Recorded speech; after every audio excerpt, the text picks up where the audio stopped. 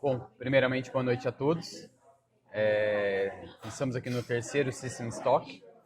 Hoje, contamos com a presença de Mário Henrique Trentin, que é uma das referências no Brasil em termos de gerenciamento de projeto, professor da Faculdade Getúlio Vargas, e vem contribuir com a gente comentando um pouco da relação da gestão de projetos com a engenharia de sistemas e contar um pouco da sua experiência nessa área aí. Bem-vindo a todos ao System Stock.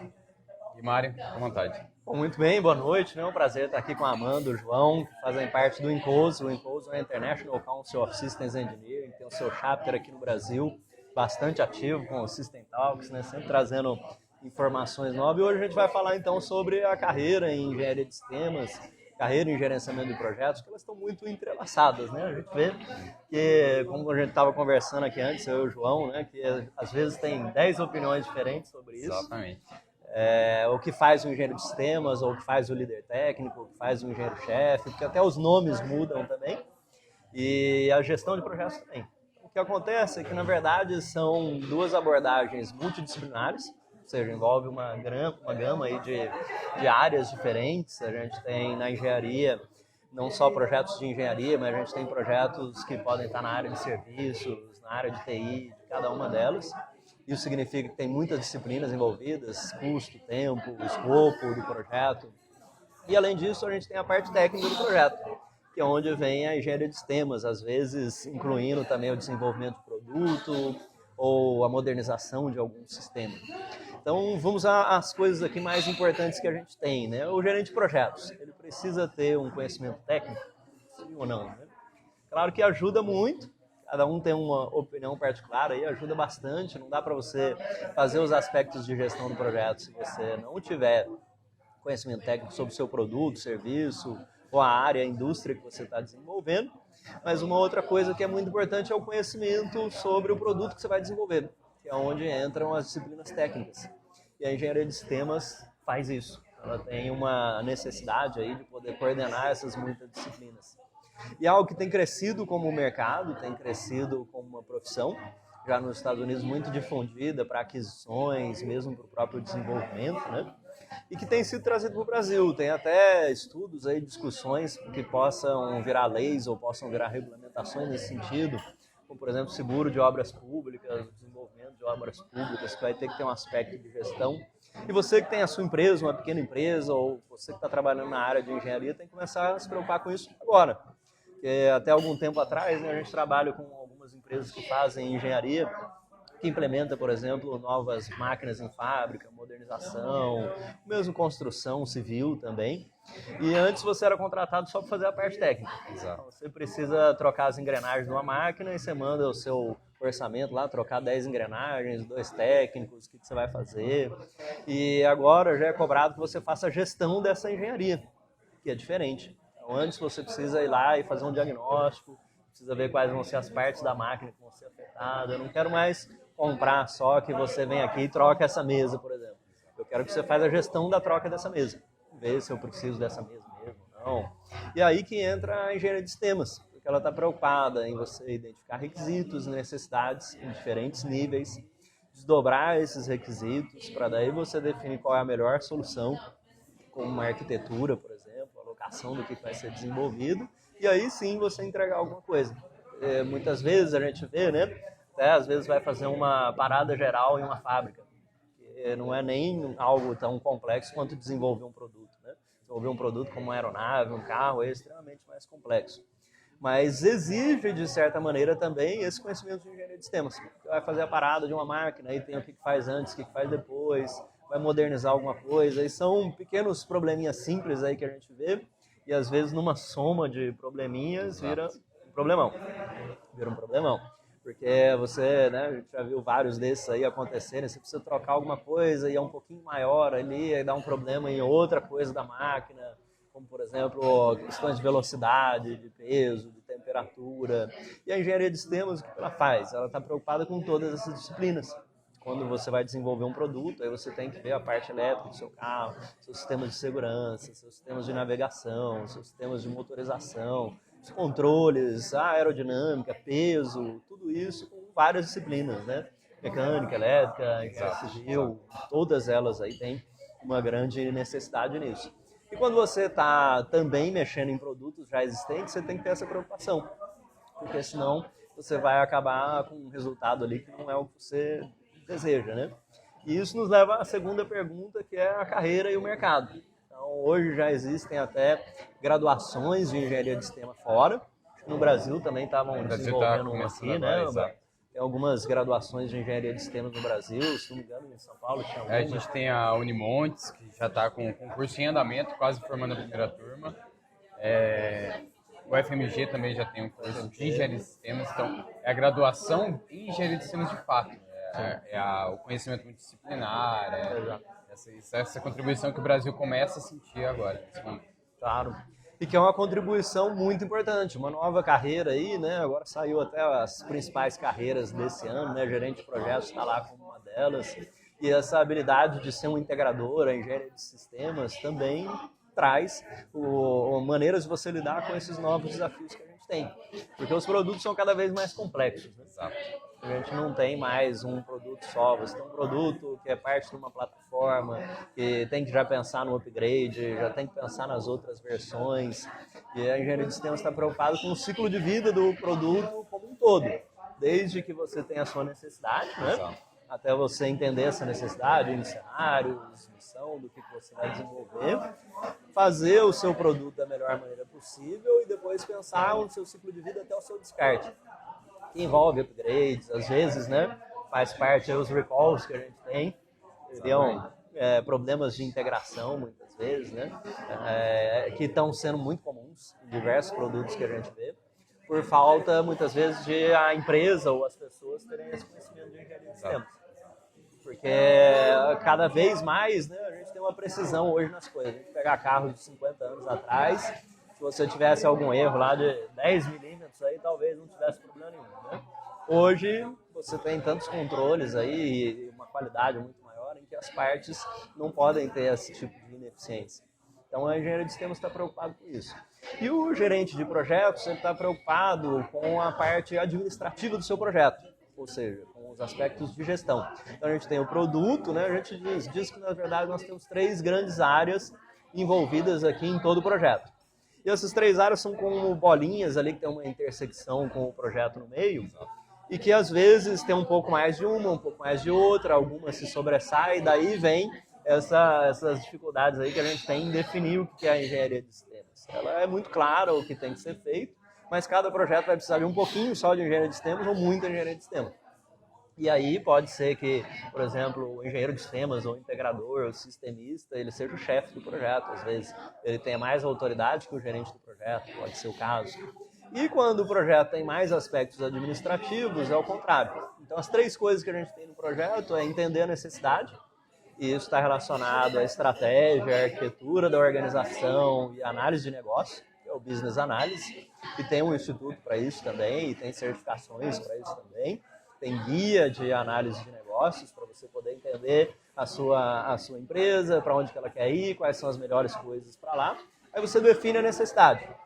Definiu a necessidade, a gente tem os aspectos de gestão, que envolvem, por exemplo, analisar a viabilidade, financeiro, fluxo de caixa, project finance, definir o cronograma, definir quais vão ser os recursos usados, a melhor maneira de você utilizar esses recursos, e aí precisa ter a construção do resultado final, que é a engenharia de sistemas.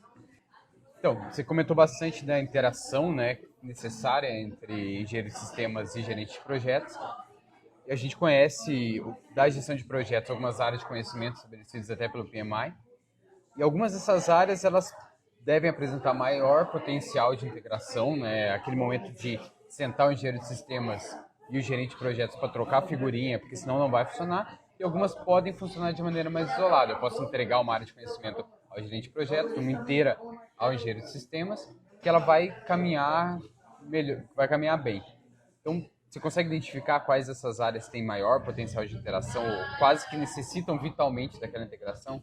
E quais delas conseguem sobreviver de maneira mais isolada? Sim. A principal área que é onde mais tem interface entre o gerente de projetos e a engenharia de sistemas é o escopo, que envolve o escopo do projeto, onde tem todo o trabalho, né, a nossa EAP, e o escopo do produto, uma árvore do produto. E muito também a área da qualidade, porque a qualidade depois você vai ter testes, aceitação, você vai ter controle de qualidade, e isso está muito relacionado ao produto também, apesar de ter a qualidade do projeto. As outras áreas do projeto, elas dependem dessa, né? Já vou voltar aqui para falar o que faz o gerente do projeto e o engenheiro de sistemas no escopo, na definição do escopo. Mas aí, a partir da definição do escopo, o gerente do projeto ele pode, junto com a sua equipe de planejamento, trabalhar para construir o cronograma, para obter os recursos, para identificar os riscos, por exemplo, para poder fazer as aquisições. Claro que sempre vai haver alguma interface com o engenheiro de sistemas, porque o cronograma ele vai acompanhar também, os custos do projeto são impactados pelo que está sendo desenvolvido, mas essas áreas são mais áreas administrativas de gestão. Significa trabalho, definição de cronograma, recursos, custos e coisas administrativas, como aquisições, por exemplo, seguro, sobressalentes, esse tipo de coisa. Na definição do escopo é onde eles mais têm que trabalhar juntos. Isso está definido em alguns manuais, como o Manual de Aquisições do Departamento de Defesa dos Estados Unidos, o Manual da NASA, alguns manuais de empresas que desenvolvem produtos que necessitam engenharia de sistemas. Então, nesse ponto, a gente precisa construir um escopo de trabalho, que seria o EAP, a nossa fases ali, o que vai acontecer, do gerente do projeto junto com o engenheiro de sistemas. E o engenheiro de sistemas, ele vai estar preocupado aqui em coletar requisitos, em identificar a necessidade, em poder construir esses requisitos, aí, sintetizar esses requisitos de alguma maneira, vai fazer o design e a arquitetura do que for construído, e isso sempre volta como um feedback para a gestão do escopo. O que o gerente do projeto vai ter é a decisão final quando houver algum impasse. O gerente do projeto ele é o responsável pela viabilidade do projeto, depois, às vezes, até pela venda do produto, ou ele ou o seu patrocinador. Então, o engenheiro de sistemas, o líder técnico, o engenheiro-chefe, ele vai vir lá com opções. A gente identificou essas necessidades e a gente tem 3 arquiteturas aqui que a gente pode fazer.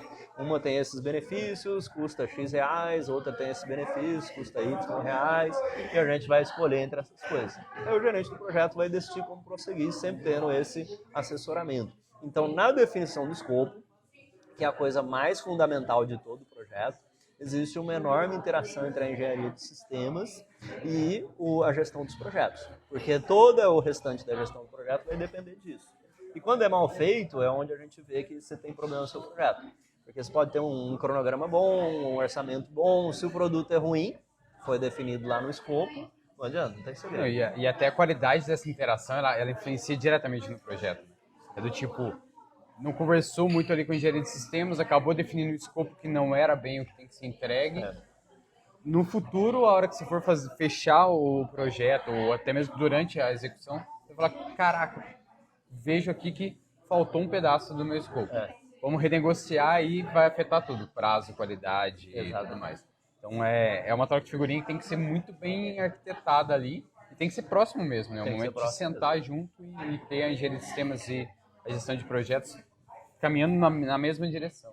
Sim. Acho que essa é a importância. É sempre com muita interação, né? E aí a autoridade de cada uma dessas pessoas vai estar definida no plano de gerenciamento de projetos ou na governança da organização. É preciso ficar claro o que faz cada um. Então, o gerente de projeto é ele que vai chamar essas reuniões, por exemplo, é ele que vai definir coisas que precisam ser tratadas lá naquela reunião. Vai haver uma preparação da parte de engenharia de sistemas, dos técnicos, dos líderes de disciplina, por exemplo, para poder assessorar aquilo. Da mesma maneira que vai haver um assessoramento em relação a finanças, em relação aos outros aspectos do projeto, para que ele possa tomar decisões acertadas em relação àquilo.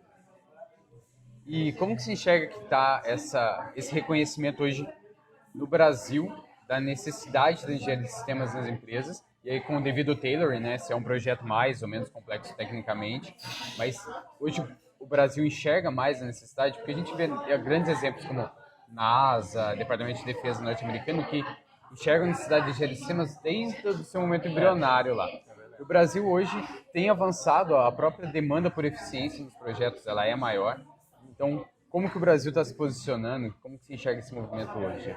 O que a gente vê é que está crescendo cada vez mais. Às vezes não com o nome de engenharia de sistemas, às vezes como um nome de integração, uma área de integração, uma área de coordenação de engenharia. Já tem até empresas médias aí de engenharia que a gente trabalha, que tem lá uma coordenação de engenharia, tem disciplinas da engenharia dentro daquilo.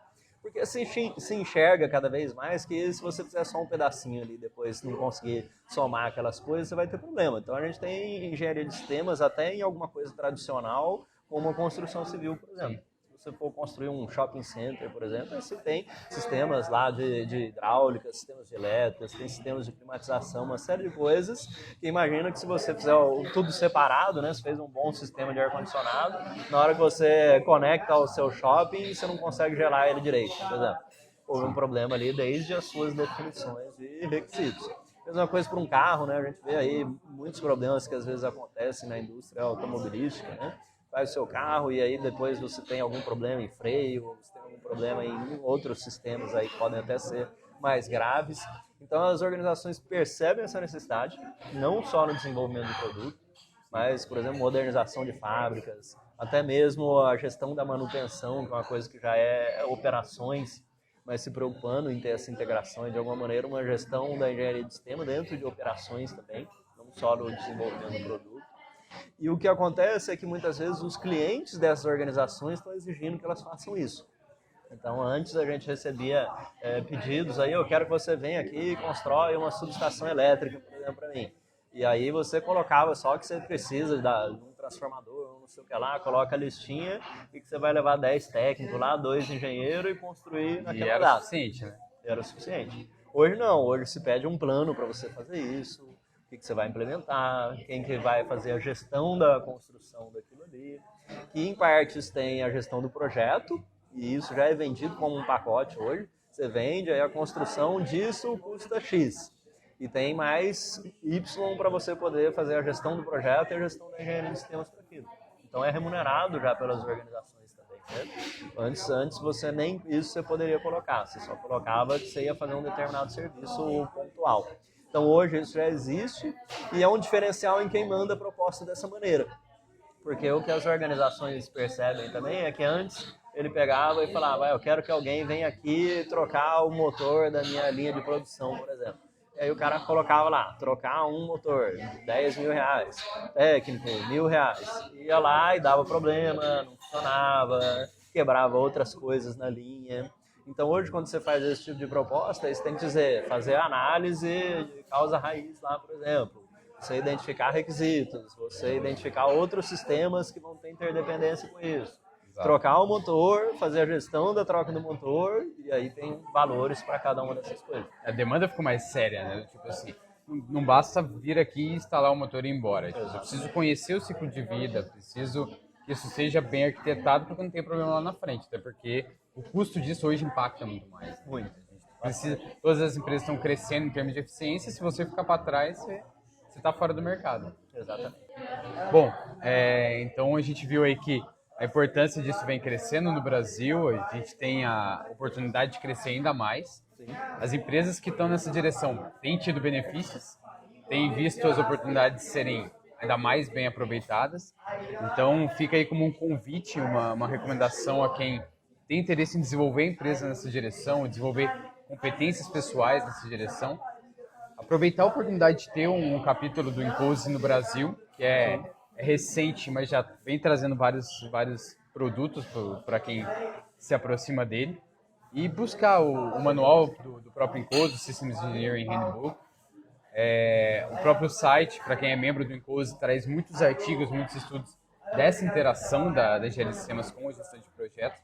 Então, se uma porta dessa se abre logo no começo, e eu busco bastante isso, eu acho que é importante estar à frente do que está chegando. Então, exatamente, se os outros países estão indo nessa direção e o Brasil está começando agora, se antecipe, eu acho que meu convite é mais para isso, se antecipa, vai atrás dessa informação, que daqui 2, 3, 10 anos, quando isso se tornar mandatório, você já tem um conhecimento, um arcabouço bastante valioso aí para usar na sua organização ou pessoalmente mesmo.